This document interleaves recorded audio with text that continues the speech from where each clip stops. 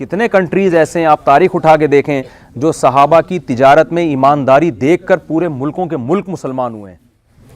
آج کوئی بتا سکتا ہے کہ وہ اس مسلمان کی ایسی اس نے ایمانداری دیکھی کہ اسلام قبول کر لیا؟ ایسے شاذ و نادر واقعات ہیں.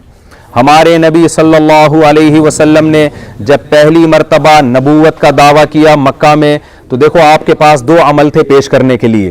ایک اپنا صادق اور امین ہونا کہ میں سچا ہوں, جھوٹ نہیں بولتا, میں کبھی کسی کی امانت میں خیانت نہیں کرتا, یہ بھی عمل تھا. دوسرا آپ کا عمل تھا غار حرا کی عبادت, جو آپ ہمیشہ کیا کرتے تھے, کہ آپ یہ بتا سکتے تھے لوگوں میں اتنا عبادت گزار ہوں, میں غار حرا میں عبادت کیا کرتا تھا, بتاؤ کیا میں جھوٹ بول سکتا ہوں؟ تو لوگ کہتے کہ نہیں. لیکن آپ نے غار حرا کی عبادت کو پیش نہیں کیا, آپ نے اپنے کیریکٹر کو پیش کیا ہے, کردار کو پیش کیا ہے, کہ 40 سال کے عرصے میں کبھی ایسا نہیں ہوا کہ میں نے کسی سے پیسے لیے ہوں اور ٹائم پہ واپس نہ کیے ہوں, یا کسی نے مجھ پر اعتماد کر کے امانت رکھوائی اور میں نے اس میں تھوڑی سی بھی خیانت کر دی ہو. 40 سال میں میری زبان سے تم نے کبھی جھوٹ نہیں دیکھا. تو یہ کیریکٹر تھا جس کو پیش کر کے نبی نے دین کی دعوت دی ہے. اگر آپ کا کیریکٹر ٹھیک نہیں ہوگا, گورا کہے گا کہ یہ کمبخت جھوٹ بھی بولتے ہیں, 2 نمبری بھی کرتے ہیں, بولتے کچھ ہیں, دل میں کچھ اور ہوتا ہے. ملکی قوانین کو سب سے زیادہ اڑانے والے, دھجیاں اڑانے والے بھی یہی ہیں. تو وہ کیا سمجھے گا کہ مسلمان ایسے ہوتے ہیں, اس سے اسلام کا امیج دنیا میں خراب ہوگا. معاہدوں کی پابندی کا دیکھو, یہاں آپ معاہدہ توڑو گے نا, دنیا کی حکومتیں جو سزا دیتی ہیں وہ تھوڑی ہوتی ہے, اصل سزا کون دے گا؟ اللہ. قرآن میں کتنے مقامات پر اللہ تعالیٰ نے امتوں کے واقعات بھی سنائے, کہ پچھلی امتوں میں اللہ تعالیٰ نے شعیب علیہ السلام کو بھیجا اپنی قوم کے پاس. شعیب علیہ السلام کو کیوں بھیجا؟ وہ قوم کیا کرتی تھی؟ ناپ تول میں کمی کیا کرتی تھی. وہ کرتے تھے کہ جب پیسے لے رہے ہیں نا کسٹمر سے, پورا گن کے لے رہے ہیں, اور جو مال اس کو دے رہے ہیں اس میں ڈنڈی مار رہے ہیں, جھوٹ بول رہے ہیں اس میں. وہ ایک ہے نا کہ ایک سوئی بنائی کسی نے, جاپان نے سوئی بنائی, اور نہیں امریکہ نے سوئی بنائی, اور کہا کہ اس سے باریک سوئی کوئی بنا کے دکھائے دنیا میں. ٹیکنالوجی کا ماہر ہے نا وہ, تو اتنی باریک سوئی تھی وہ سوئی, کہا کہ اس سے باریک کوئی دکھا کے بتائے.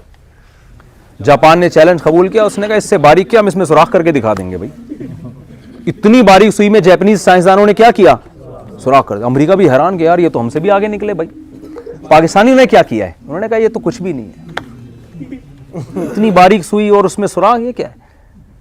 تو پاکستان کے پاس جب وہ سوئی آئی نا, تو اس کو جب لیب میں لے جا کے خوردبینوں سے دیکھا گیا, تو اس پہ لکھا ہوا تھا میڈ ان پاکستان.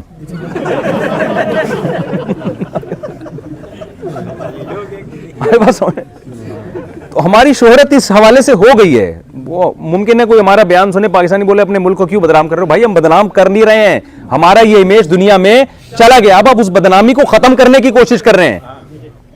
ہم کوشش کر رہے ہیں کہ توبہ کر لیں تاکہ ہماری بدنامی دنیا میں نہ ہو. ہاں تو یہی ہو گیا نا, حقیقت بھی یہی ہے. ہمارے سیاستدانوں نے جو کرنا تھا وہ کیا, ہم بھی تو وہی کر رہے ہیں نا. تو ہمارے پاس اتنی پاور نہیں ہے. ہمارے حضرت فرمایا کرتے تھے فرعون نے تو بچوں کو قتل کر کے ظلم کیا, پاور میں تھا. اگر ہم اتنی پاور میں آتے تو ہم بھی کوئی فرعون سے کم نہیں ہوتے.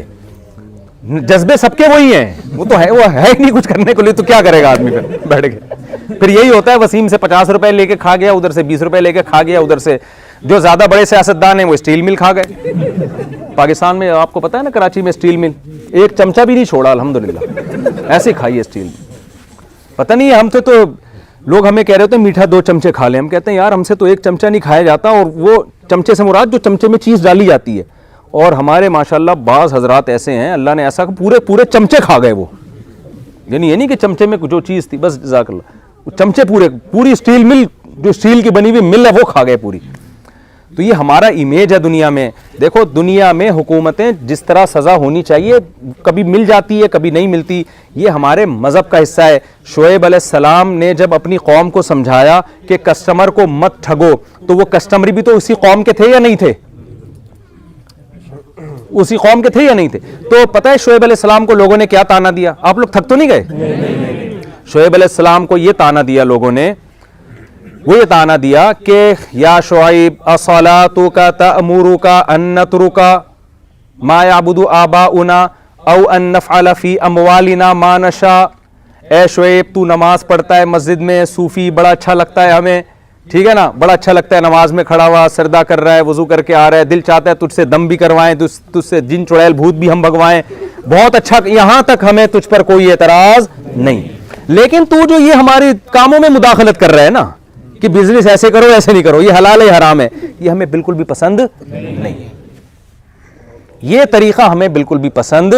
مذہب کی مداخلت ہمارے بزنس میں کہ مولوی ہمیں سمجھائے گا کہ ایسے بیچو ایسے مت بیچو, یہ کسٹمر کو دھوکہ ہے, یہ حرام, بھائی ہم جانتے ہیں, لا کو ہم سمجھتے ہیں, قانون ہم سمجھتے ہیں, وکیل کو کہاں کدھر کون سی چیز گھمانی ہے, صحیح ہے نا, یہ ہمیں پتا ہے, یہ آپ کو پتا نہیں ہے. تو شعیب علیہ السلام نے کیا کہا, اے میری قوم, میرا کام ہے اللہ کا پیغام تم تک پہنچا دینا, یہ جو تم ناپ تول میں کمی کرتے ہو. اور یہ بھی شعیب علیہ السلام نے فرمایا, انی اراکم بخیر, تم قحط زدہ لوگ نہیں ہو. بھوک سے مرتا ہوا انسان کسی کی روٹی چرا کے کھا لے, بات سمجھ میں آتی ہے یار, زندگی تو بچانی ہے نا, بعد میں کما کے روٹی کے پیسے واپس کر دے گا. اے میری قوم, تم سب کے پیٹ بھرے ہوئے ہیں, تم سب کھاتے پیتے لوگ ہو, تمہیں کیا ضرورت ہے کرپشن کرنے کی. کتنی جگہ پہ اللہ نے یہ واقعہ بیان کیا. پھر قرآن کیا کہتا ہے, اللہ فرماتے ہیں ہم نے قوم شعیب پر عذاب بھیجا ہے اور پوری قوم کو ایسا تباہ کیا کأن لم یغنوا فیہا, دیکھنے میں لگتا تھا یہاں کبھی کوئی قوم بسی نہیں ہے. کرپشن سے بچنا صرف ملکی قانون کا تقاضا نہیں ہے, جیسے نماز پڑھنا روزے رکھنا مذہب کا حکم ہے, ملک کا حکم نہیں ہے, ایسے ہی کرپشن سے بچنا یہ مذہب کا حکم ہے, ملک کا ہو یا نہ ہو. ملک کے ہونے سے تو اور تاکید بڑھ جاتی ہے اس کی. نہیں آ رہی میرا خیال ہے بات سمجھ میں. وَيْلٌ لِّلْمُطَفِّفِينَ, اللہ کہتے ہیں تباہ ہو جائیں وہ لوگ, الَّذِينَ إِذَا اكْتَالُوا عَلَى النَّاسِ يَسْتَوْفُونَ, جب حق لینے کی باری آتی ہے, یستوفون, پورا پورا حق لیتے ہیں. آپ کسی حکومت میں رہ کے تمام ٹیکس والی سہولتیں جب اٹھا رہے ہیں, تو اس آیت میں کیا اللہ نے فرمایا کہ جب حق لینے کی باری آتی ہے کیا کرتے ہیں, پورا حق لیتے ہیں. وَإِذَا كَالُوهُمْ أَوْ وَزَنُوهُمْ يُخْسِرُونَ, جب حق دینے کی باری آتی ہے اس میں ڈنڈی مارتے ہیں. کتنے گھننے ایسے ہیں, گھننے سمجھتے ہیں, جو بے روزگاری کا بھی گورنمنٹ, مجھے سویڈن کا نہیں پتا, لیکن بہت سے کنٹریز میں ایسا ہوتا ہے جو بے روزگار ہوتے ہیں ان کو بے روزگاری کا الاؤنس مل رہا ہوتا ہے. تو ہمارے یہاں بہت سے لوگ آ کے بے روزگار اپنے آپ کو شو کیا اور ماشاءاللہ گورنمنٹ سے پیسے لے رہے ہیں, اور شام کو چھپڑ میں گول گپے بھی بیچ رہے ہیں. میں نے ناروے میں گول گپے کا ٹھیلا دیکھا یار, ماشاءاللہ. انڈیا پاکستان جو ہے نا الحمدللہ اپنی روایات کو بھولتا نہیں. چپلی کباب تو جاپان میں بہت پہلے سے آ چکا ہے. اب چپلی کباب پہ لکھا ہوگا میڈ ان جاپان. سوچے نا, انگریز جب گول گپے کھائے گا تو گول گپا ہوگا کہ نہیں ہوگا. ان کو یہ چرخاروں, ان مسالوں کی عادت ڈالیں, ان کو پتا چلے کھانے کسے کہتے ہیں. تو کھانے تو روایتی انڈیا پاکستان کے کھانے ہیں بھائی, وہ روایتی جو بہت سارے ہیں, ابھی پھر بھوک لگنا شروع ہو جائے گی. تو اللہ نے کیا کہا, یہ تو مذہب کا حصہ ہے کہ جب اللہ فرماتے ہیں الا یظن اولئک انہم مبعوثون, اللہ فرماتے ہیں جو لوگ ایسا کر رہے ہیں کہ اپنا حق پورا پورا لیتے ہیں, جب دوسرے کا حق دینے کی باری آتی ہے اس میں ڈنڈی مارتے ہیں. اللہ نے یہ نہیں فرمایا کہ ان کو پتہ نہیں ہے کہ سویڈن کی گورنمنٹ ایک دن پکڑ لے گی ان کو, یہ نہیں دھمکی دی قرآن نے. کیا ان کو پتہ نہیں ہے کہ ایک دن وہ حکومت ہو سکتا ہے وکیل کا میٹر گھوم جائے, وہ والی پارٹی زیادہ پیسے دینا شروع کر دے. نا نا نا نا نا, اللہ نے فرمایا الا یظن, کیا ان لوگوں کے علم میں یہ بات نہیں ہے, انہم مبعوثون, ایک دن وہ خدا جس نے ان کو پیدا کیا ہے اس کے سامنے ان کو کھڑے ہو کر حساب اور کتاب دینا ہے.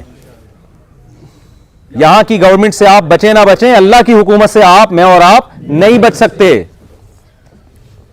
الا یظن, کیا ان کو, کیا یہ بھول گئے یہ بات, یہ سمجھ رہے ہیں بھائی ایسی پیدا ہو گئے اور ایسی ختم ہو جائیں گے. نہ, ایک دن اللہ, جس اللہ نے پہلی مرتبہ منی کے قطرے سے پانی سے پیدا کیا, وہ کہتا ہے میں دوبارہ پیدا کرنا بھی جانتا ہوں, میری قدرت ہے, میں دوبارہ پیدا کروں گا.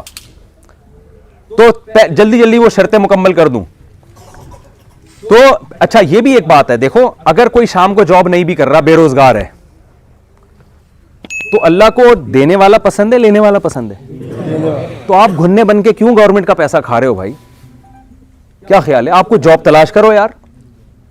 اچھا یہاں بچہ پیدا کرنے پر الاؤنس ملتا ہے, آسٹریلیا میں ملتا تھا, پاکستانیوں نے سارے کام چھوڑ کے اسپیڈ,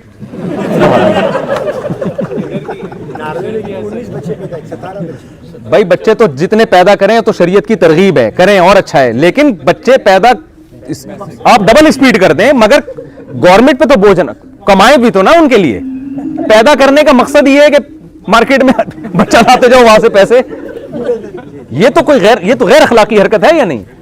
تو آسٹریلیا میں جب گیا تو وہاں مجھے انہوں نے بتایا کہ اتنی اسپیڈ سے ایکسیلیٹر پہ پاؤں رکھا ہے نا پاکستانیوں نے کہ یار فی بچہ پتہ نہیں کتنے ڈالر مل رہے تھے وہاں پہ. تو انہوں نے کہا اب کوئی کام ہی نہیں کرنا, یہی کرنا ہے.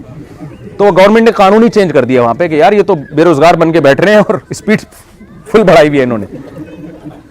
تو آپ کی اسپیڈ بھی ہونی چاہیے اور ساتھ ساتھ کمانے کا ذریعہ بھی ہو, بوجھ بن کے کہیں بھی بوجھ نہ بنو.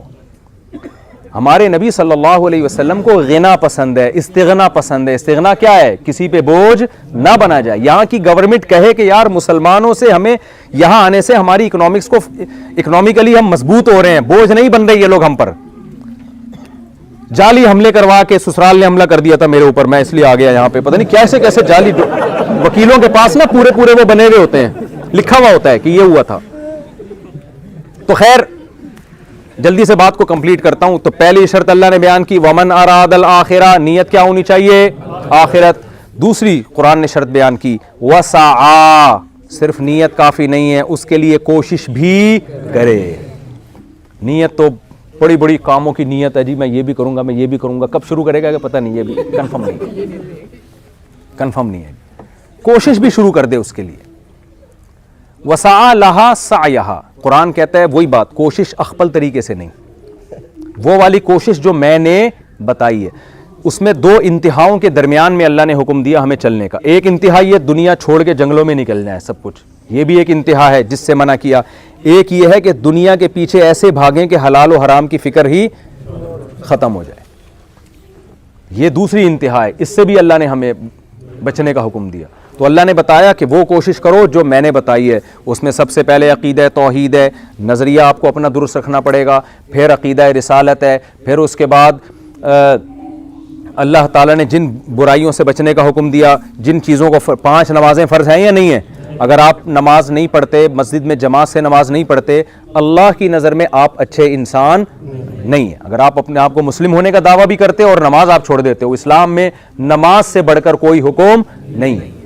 سفر میں اللہ نے نماز چھوڑنے کی اجازت نہیں دی, حضر میں, بیماری میں, کسی کنڈیشن میں کھڑے ہو کے نہیں پڑھ سکتے, حکم دیا بیٹھ کے پڑھو. تو آج سے عزم کریں زندگی میں کبھی بھی انشاءاللہ نماز قضا نہیں کریں گے. اور رمضان کے روزے, اب یہاں روزے بہت لمبے ہوتے ہیں, لوگ بتا رہے ہیں ہمیں, اور بعض لوگ عصر میں افطاری شروع کر دیتے ہیں. بھائی اللہ میاں نے غروب آفتاب کے وقت روزے کا افطار کرنے کا حکم دیا. ہاں 24 گھنٹے میں سورج غروب ہی نہ ہوتا ہو, جیسے مزید نارتھ کی طرف جائیں گے تو پھر وہاں احکام الگ ہیں. وہاں آپ مفتیان کرام سے پوچھ لیے گا اگر کبھی وہاں جانا ہو رمضان میں, تو وہ بتا دیں گے آپ کو بھائی اتنا کیونکہ سورج غروب ہی نہیں ہو رہا نا, وہ 2-2.5 مہینے تک گھومتا ہی رہے گا آپ کے سر پہ, تو یہ تو 2-2.5 مہینے روزہ ہوگا آپ کا. تو 24 گھنٹے کے اندر وہ روزہ, سحری, افطاری سب کی چھوڑ. لیکن جب آپ ہیں پراپر طریقے سے, سورج غروب بھی ہو رہا ہے, طلوع بھی ہو رہا ہے, تو بھائی تھوڑا اللہ کے لیے 1 مہینہ روزہ. آپ کہتے ہیں کہ نہیں ہم سے نہیں رکھا جاتا, اس کا مطلب آپ پیڑے کھانے کے لیے آئے ہیں. صحیح ہے نا, آپ کس کام کے لیے آئے؟ اور دیکھو یہ اللہ کی رحمت ہے, اگر اللہ نے گرمیوں میں آپ کا روزہ لمبا بہت کر دیا تو سردیوں میں سکیڑ بھی تو دیا ہے نا بہت. ایک طرف سے جب ٹینشن دی ہے تو دوسری طرف سے اللہ نے آپ کو آسانی بھی دی ہوئی ہے. ایک صاحب مجھے کہنے لگے ٹھکا ٹھک اتنی نمازیں یہاں پڑھتے ہیں, ہم سے نہیں پڑھی جاتی. ادھر ظہر ایک دم ٹھک کر کے اثر آ گئی, پھر ٹھک کر کے مغرب آ گئی. بھائی یہ تو بہت مشکل ہے. میں نے کہا پھر مغرب کے بعد ٹھک کر کے فجر نہیں آتی, پھر فجر بیٹھ جاؤ, جب امام مہدی آئیں گے تو پھر فجر آئے گی. اتنا لمبا ٹائم ہے, 3 بجے سورج غروب ہو رہا ہے اور صبح 9 بجے طلوع ہو رہا ہے سورج, تو آپ کے پاس تو ٹائم ہی ٹائم ہے. تو اللہ تعالیٰ ایک طرف سے اگر مشکل ہوتی ہے دوسری طرف سے کیا کر دیتے ہیں, آسانی کر دیتے ہیں. تو نہ نماز چھوڑنے کی اجازت اور نہ آپ کو رمضان کا روزہ چھوڑنے. سمجھتے ہیں یہ پابندی سے رکھنا ہے. رمضان کے روزے مسلمانوں کی رونق ہے. اب تو میڈیکل سائنس یہ کہہ رہی ہے کہ روزہ رکھنے سے انسان کی صحت اچھی رہتی ہے. ہمت کرو, سست نہ بنا کریں.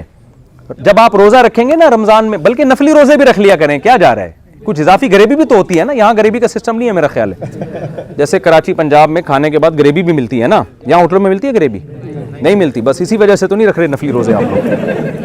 آپ کہتے ہیں کہ جب اللہ یہاں غریبی نہیں ملتی تو ہم اللہ کو غریبی کیوں دیں.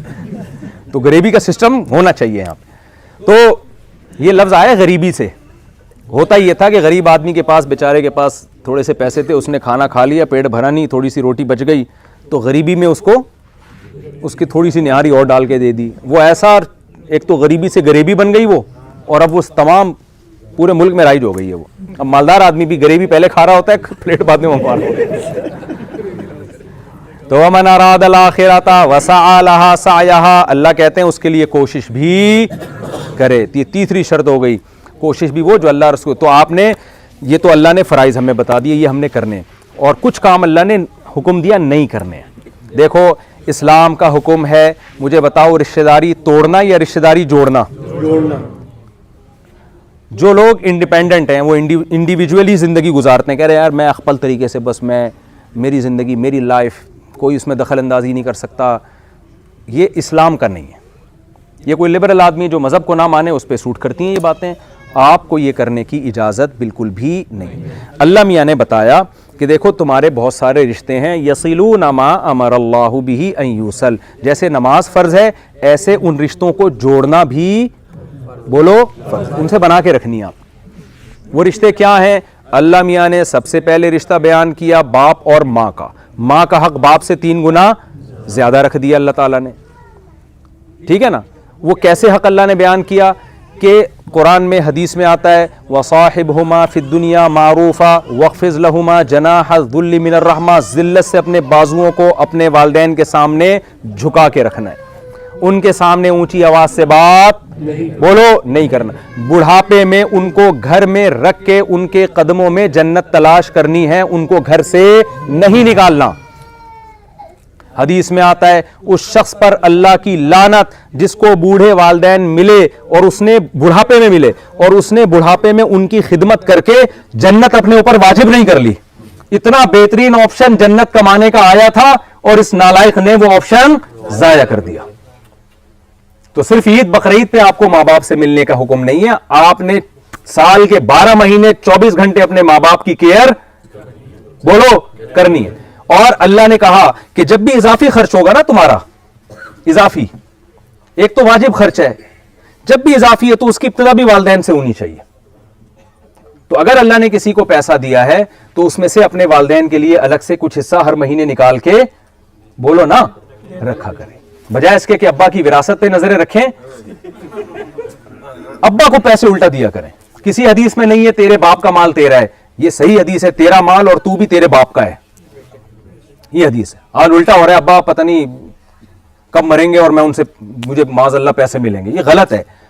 آپ بولو بھائی یہ تو موت کے بعد اللہ نے ایک نظام بنایا ہے, دنیا میں کیا ہے بھائی, یہ جو کچھ ہے ابا کس کا ہے, یہ آپ کا ہے. تو باپ اور ماں کا بہت بڑا حق ہے اسلام میں.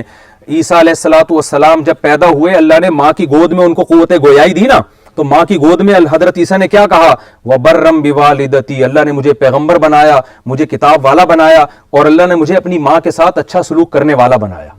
ماں کی گود میں حضرت عیسیٰ کی زبان سے یہ الفاظ نکلوائے جا رہے ہیں. تو کیسے حضرت یحییٰ علیہ السلام جب پیدا ہوئے تو قرآن نے ان کے بارے میں کیا فرمایا, وہ کیا ہے, وَبَرًّا بِوَالِدَيْهِ, ہم نے یحییٰ علیہ السلام کو اپنے والدین کے ساتھ اچھا سلوک کرنے والا بنایا. تو پیغمبروں نے جتنی تاکید سے باپ اور ماں کا حق بیان کیا ہے اتنی تاکید سے کسی اور کا حق بیان نہیں کیا. آج کلائنٹ کی ویلیو, دوست کی ویلیو زیادہ ہے, اپنے گرل فرینڈ کی اور دیگر رشتوں کی ویلیو زیادہ ہے, ابا اماں اور کی ویلیو کیا ہو گئی ہے, کم ہو گئی. میں اکثر ایئر ہوسٹس کی مثال دیتا ہوں. ایئر ہوسٹس کو جب آپ جہاز میں بلائیں, کبھی اس کے چہرے پہ غصہ نہیں ہوتا, 20 دفعہ پانی مانگے 20 دفعہ آپ کو پانی لا کے پلائے گی, کچھ پوچھنا ہو سوری کر کے چلی جائے گی یا اچھا سا جواب دے دے گی, اس پہ غصہ اس کو بالکل بھی نہیں آتا. جیسے ہی بٹن دبائیں گے نا فوراً آ جائے گی. ہوتا ہے کہ نہیں ہوتا؟ تو یہ ایٹیٹیوڈ آپ کے اپنے ابا کے ساتھ اور اماں کے ساتھ ہونے چاہیے. دیکھو ایئر ہوسٹس نماز پڑھ رہی ہو, اسلام نے اس کو حکم دیا کہ کوئی گھنٹی بجائے نماز توڑ کے جواب دو, دیا. لیکن باپ اور ماں میں سے کسی نے آپ کو پکارا تو حکم کیا ہے, نفلی نماز ہے, نفلی نماز کو کیا حکم ہے, توڑ کے ان کی پکار کا جواب. تو یار آپ کو تو ایئر ہوسٹس سے زیادہ ایکٹیو ہونا چاہیے نا ابا اماں کے سامنے. لیکن یہی ایئر ہوسٹس جب گھر میں جائے گی اس پہ پاؤں رکھ کے کھڑے ہو جائیں گے, اماں بھی بٹن پہ پاؤں رکھ کے کھڑی ہو جائیں گی, سوائے وہ ایئر ہوسٹس جو میرا بیان سن رہی ہیں ان کے علاوہ کوئی بھی ابا اما کی پکار کا جواب نہیں. اور اگر ایک دفعہ جواب دے دیا دوسری دفعہ تو تیسری دفعہ میں دھتکار کے جواب دیں گے کہ کیوں تنگ کر کے رکھا ہوا ہے آپ نے.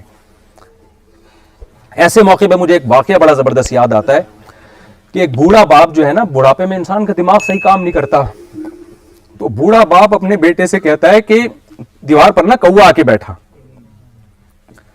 تو چھوٹے بچے سے اپنے بیٹے سے جوان بیٹے سے, بیٹا یہ کیا ہے؟ بیٹے نے بولا کہ ابا کوا ہے. اب بوڑھا آدمی دماغ کام نہیں کر رہا, تھوڑی دیر پھر بھول گیا بیچارہ کہ ابا یہ کیا ہے, بیٹا یہ کیا ہے. پھر اس نے بولا ابا کوا ہے. تیسری دفعہ میں بیٹے کو غصہ آ گیا, جیسے کہ آج کل کی ینگ جنریشن کو غصہ آ جاتا ہے. بولا ابا کیا فضول میں آپ سوال کی رٹ لگا کے رکھی, بول تو دیا, کیا سنتے نہیں ہو کیا؟ تو باپ کو نے ایک پرانا واقعہ یاد آیا. اور ماں باپ اللہ نے ایسے ہی بنائے ہیں. باپ نے کہا کہ بیٹا مجھے یاد ہے 10 دفعہ تو نے بچپن میں مجھ سے پوچھا تھا کہ یہ کیا ہے, اور میں 10 دفعہ میں نے تجھے ہنس کے جواب دیا تھا. ایک دفعہ بھی میری پیشانی پہ لکیریں نہیں آئی تھی. کتنا بچے سوال پوچھتے ہیں کہ نہیں پوچھتے, کیسی خدمت کرتے ہیں ماں باپ. یہی بیٹا جب جوان ہو جاتا ہے تو پھر اس کو بوڑھے ماں باپ کی باتیں الٹی بھی لگتی ہیں, ان کا روک ٹوک بھی بری لگتی ہے. تو بھائی آپ دنیا میں تو اس پہ کوئی قانون نہیں ہے, آپ باپ کو رکھو نہ رکھو, کوئی کہیں بھی نہیں پوچھتا. لیکن جس نے پیدا کیا ہے نا, وہ قیامت کے دن آپ سے پوچھے گا کہ میں نے تجھے ان کے سامنے اف کرنے کی اجازت نہیں دی تھی, تو ان کے سامنے چیخ کر بولا کیوں؟ اگر آپ نے چیخ لیا تو توبہ استغفار کرو, اللہ سے معافی مانگو. مایوس ہونے کی اجازت نہیں ہے. اللہ نے یہ بھی کہا کہ ان تکونوا صالحین, اگر غلطی ہو جاتی ہے تو توبہ کا دروازہ کھلا ہوا ہے. یہ نہیں کہ مایوس ہو جائے انسان. لیکن آپ کو میرے بھائی اللہ کی نظر میں یہ چھوٹا جرم نہیں ہے, یہ بولو نا بڑا جرم ہے. تو اللہ نے یہ بھی حکم دیا, رشتہ داری کیا کرنی ہے, ماں باپ کے بعد بھائی بہنوں کا حق ہے. سمجھتے ہو, بھائیوں کی بھائی سے بات نہیں ہو رہی, اچھا بھائی بہنوں میں رابطہ بھی کرنا ہے, سلام دعا بھی رکھنی ہے, اور اگر آپ کے بھائی بہنوں میں کوئی غریب ہے تو اس کے ساتھ مالی تعاون بھی کرنا ہے. اب آپ کہیں گے یار میں اتنی مشکل سے یہاں پیسے کما رہا ہوں, میں خود رکھوں. حدیث میں آتا ہے نبی صلی اللہ علیہ وسلم نے فرمایا صدقہ کرنے سے مال کبھی بھی کم نہیں ہوتا, کبھی بھی کم نہیں ہوتا. تو یہ اللہ کے حکم ہے. لا تقربوا الزنا, اللہ نے فرمایا زنا کے قریب مت پھٹکو, آپ نکاح کرو, بر وقت شادی کرو. بھائی ما طاب لکم من النساء, اللہ کہتے ہیں جو تمہیں پسند آئے اس سے نکاح کر لو. ایک مولوی صاحب مجھے کہنے لگے محبت کی شادیاں ناکام ہوتی ہیں. میں نے کہا پھر نفرت کی کامیاب ہوتی ہوں گی. کیا خیال ہے بھائی, نفرت ہو رہی ہے, بری لگ رہی ہے, شادی کر لی, ایسا تھوڑی ہوتا ہے. تو محبت ہونا تو یہ تو نیچرل ہے, خود بخود آٹومیٹیکلی ہو جاتی ہے انسان کو. جب مرد بنایا تو عورت کی طرف اٹریکشن ہوگی, اور یہ تو اللہ کی نعمت ہے. میں کہتا ہوں اس زمانے میں کہ آدمی ہو کے اور لیڈیز پسند آ رہی ہے اس کو, اور لیڈیز ہو کے آدمی پسند آ رہا ہے. ورنہ آج کل جو قوانین دنیا میں بن رہے ہیں, وسیم کو ستار پسند آ رہا ہے اور خاتون کو خاتون. یہ تو اس سے تو لوگ آگے بتا رہے ہوتے ہیں نا والدین کہ میرا بیٹا کسی لڑکی کے عشق میں مبتلا ہو گیا. میں کہتا ہوں اس کے پاؤں دھو کے پیو یار, لڑکی کا عشق ہوا اس کو بھائی, اتنا نیک آدمی ہے. ورنہ ابھی جو دنیا جس طرف جا رہی ہے کوئی پتہ نہیں آپ کی بہو میل ہی کہیں نکلنا ہے کہیں. ہاں کوئی میل بہو آ گئی آپ کے گھر میں, کچھ بھروسہ نہیں ہے جی. تو اللہ میاں نے اس میں ماں باپ رکاوٹ نہ ڈالیں اولاد کے لیے. بیٹی کہتی ہے ابا مجھے وہ پسند آئے, ابا ایک دم غیرت کا مسئلہ نہ بنائے. ابا کہیں کوئی بات نہیں بیٹا, اگر وہ انسان کا بچہ ہمیں لگا کہ انسان کا بچہ ہے وہ, تو ہم کیا کریں گے, تمہاری شادی اس سے کر دیں گے. اس میں رکاوٹ نہ ڈالیں. تو یہ بین الاقوامی قوانین کے بھی خلاف ہے, یہ ملکی قوانین کے بھی خلاف ہے, اور اللہ رسول کے قانون کے بھی کیا ہے, خلاف ہے نا. تو ان کی حوصلہ افزائی کریں اس میں. لن تر للمتحابین مثل النکاح, نبی نے فرمایا دو محبت کرنے والوں میں نکاح سے بہتر کوئی چیز نہیں ہے. تو اللہ نے گرل فرینڈ بوائے فرینڈ کے نظام کو پسند نہیں کیا, نکاح کے نظام کو. تو نکاح تو پیغمبروں کی سنت ہے. تو 3 باتیں ہو گئی کہ نہیں ہو گئی. چوتھی بات وَهُوَ مُؤْمِنٌ, آپ کا عقیدہ صحیح ہونا چاہیے. اچھے کام بھی کرو اور عقیدہ کیا ہو, ایک اللہ کو مانتے ہیں, اس کے ساتھ کسی کو شریک نہیں کرتے. ہم محمد صلی اللہ علیہ وسلم کی ختم نبوت کے قائل, آخری نبی ہونے کے قائل, اور آپ سے پہلے جتنے پیغمبر ہیں ان سب پر بھی ہم ایمان رکھتے ہیں. یہ عقیدے قتل کے فیصلے ہو جاتے ہیں, جب جج کے سامنے کوئی گواہی لے کے جاتا ہے کہ میں نے اس کو اپنی آنکھوں سے چوری کرتے ہوئے دیکھا ہے, تو جج گواہوں سے رابطہ کر کے اس کو سزا دیتا ہے یا سائنسدانوں سے رابطہ کرتا ہے کہ سائنس سے ثابت کرو؟ بہت مشکل ہے یار. ہر چیز میں سائنس کو تھوڑی داخل کیا جائے گا. سچے آدمی کی گواہی کا اعتبار ہوتا ہے کہ نہیں ہوتا؟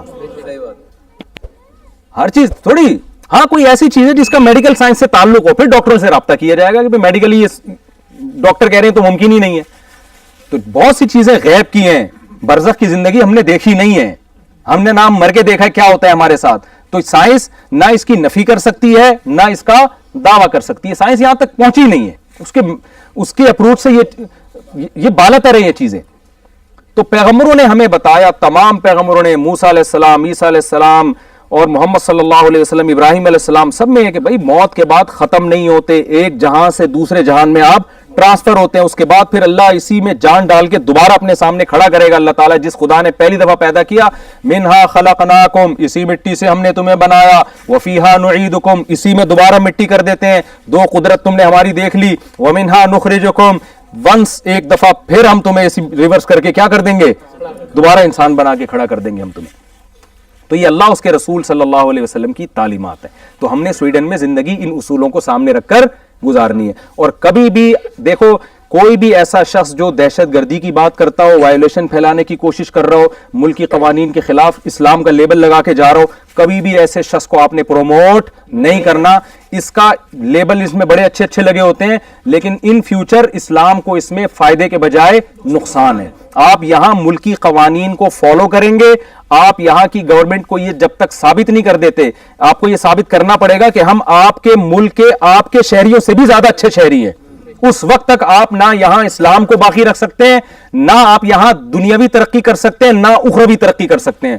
ہر تھوڑے دن میں کوئی نہ کوئی الٹی سیدھی تحریک چلنا شروع ہو جاتی ہے اور وہ انتشار پھیلانا شروع کر دیتی ہے. لیبل سب کے پاس ہوتے ہیں, حدیثیں بھی, آیتیں بھی, سب آج کل جو ہے نا ریفرنسز سب کے پاس ہیں, لیکن علم کی گہرائی نہیں ہے, عمق نہیں ہے. تبھی تو حدیث میں آتا ہے رب حامل فقہ غیر فقیہ, بہت سے لوگ علم کی بات جانتے ہیں سمجھتے نہیں ہیں. تو کوئی بھی آپ کو کسی بھی ریاست کے خلاف لے کے جا رہا ہے, ملکی قوانین کے خلاف لے جانے کی کوشش کر رہا ہے, تو سمجھ لو کہ یہ آپ کا دوست نہیں ہے بلکہ آپ کا دشمن ہے, فیوچر میں آپ کو نقصان پہنچائے گا. تو آپ نے یہاں ایسے اچھے بچوں کی طرح رہنا ہے کہ یہاں کے جو اوریجنل لوگ ہیں, جہاں کے جو مقامی لوگ ہیں, وہ یہ کہیں کہ یار یہ لوگ ہماری کنٹری کے لیے ہم سے بھی زیادہ مفید لوگ ہیں.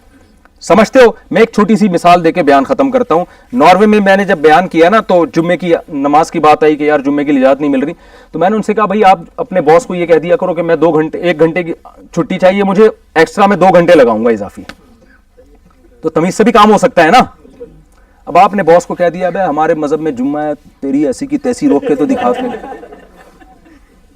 یہ اسٹائل ہے تو وہ تو جمعہ کیا باقی بھی نمازوں پہ پابندی لگائے گا, بلکہ وہ آئندہ یہ قانون کہ مسلمان کو رکھنا ہی نہیں ہے. میں نے ان سے کہا یار آپ کا باس ہے, آپ کو وہ تنخواہ دے رہا ہے, آپ اس کی فیکٹری میں ہو, آپ عزت مآب جتنے مرزا غالب سے جو اردو میں ہے نا نور چشمی وشمی کے انگلش میں یا فرینچ میں یا ناروے میں ترجمہ کروا لو, اور اس کو ایک تمیز سے خط لکھو. آپ بولو کہ بھائی تو مجھے 1 گھنٹے کی یا آدھے گھنٹے میں بھی جمعہ ہو جاتا ہے, چھٹی دے دے, اور میں اس کے بدلے میں فری میں 1 گھنٹہ اضافی دوں گا. تو میں نے کہا دے گا انشاءاللہ. تو اس پہ مجھے ایک صاحب نے واقعہ سنایا کہ ہم نے ایسا ہی کیا. تو ہم نے کیا کیا کہ جب ہم نے اپلیکیشن لکھی کہ ہمیں جمعے کے لیے آدھا گھنٹہ یا 1 گھنٹہ دیا جائے, تو وہ گورا جو تھا نا ناروے کا, اس نے سروے کیا, اس نے کہا کہ یار لوگ سگریٹ پینے کے لیے آدھے گھنٹے کی چھٹی لیتے ہیں ہم سے, اور یہاں جتنے لوگ مسلمان ہیں یہ سگریٹ نہیں پیتے. ہم نے یہ وہ نہیں پیتے ہوں گے, مجھے آپ لوگ کا نہیں پتا کون کیا کیا پی رہا ہے. تو امیج اچھا گیا نا اس کے سامنے, اچھا امیج گیا. تو ظاہر ہے جو سگریٹ پی رہا ہے یا کوئی نشہ کر رہا ہے وہ کمپنی کے لیے اتنا مفید ثابت نہیں ہو سکتا. اس کو تو ہر تھوڑی دیر میں کچھ نہ کچھ چاہیے, اس کو نہیں ملے گا وہ کچھ بھی کر دے گا. تو آپ اگر شراب نہیں پیو گے, آپ یہاں ایک دوسرے کا احترام کرو گے, ملکی قوانین کا احترام کرو گے, آپ کو اگر مذہبی کوئی پرمیشن چاہیے تو آپ عزت کے ساتھ ان کو ایک لیٹر لکھو کہ کائنڈلی آپ کا بہت بڑا احسان ہوگا آپ کے جو ہے, اور اس کے بدلہ ہم آپ کو اس صورت میں دیں گے. تو وہ سمجھ جائیں گے واقعی یہ مذہب کو فالو کرنے کے لیے یہ ہم سے چھٹی لے رہے ہیں, یہ ڈنڈی مارنے کے لیے چھٹی ہم سے نہیں لے رہے. بعض دفعہ لیبل جمعے کا لگا ہوتا ہے, مقصد کیا ہوتا ہے بولو سٹا پینا ہوتا ہے. سمجھ رہے ہو نا. تو یہ سب چیزیں ہیں. تو ہمارا ہدف اصل کیا ہے؟ جو آخرت ہے. تو اس کو سامنے رکھ کر بھائی زندگی گزاریں. اللہ کے حقوق بھی ادا کریں, مخلوق کے حقوق بھی ادا کریں, ریاست کے حقوق بھی ادا کریں, اور اپنے حقوق بھی ادا کریں. اپنے حقوق میں یہ کہ انسان نشہ نہ کرے, اس سے آپ کی باڈی کیا ہوگی؟ خراب. ہمارے نبی نے تو ایسی عبادت پہ پابندی لگا دی جس سے ہماری صحت خراب ہو. کیوں؟ آپ نے فرمایا ان لنفسک علیک حقا, تم پہ تمہاری جان کا بھی حق ہے. تو اپنے بھی حقوق, اللہ کے بھی حقوق, اللہ کے رسول کے بھی حقوق, رشتہ داروں کے بھی حقوق, یہ سارے حقوق ادا کریں گے تو اس سے بڑا فائدہ کیا ہوگا؟ اللہ آخرت میں بھی کامیاب اور دنیا میں